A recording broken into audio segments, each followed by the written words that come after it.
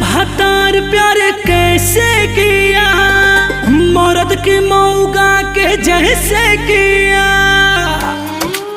बोला कहने को, अरे बोला तेरा भातार प्यार कैसे किया, मर्द की मौगा के जैसे किया।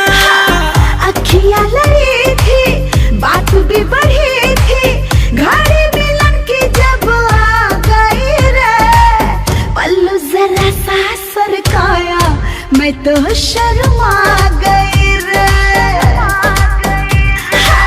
पल्लू जरा सा सरकाया मैं तो शर्मा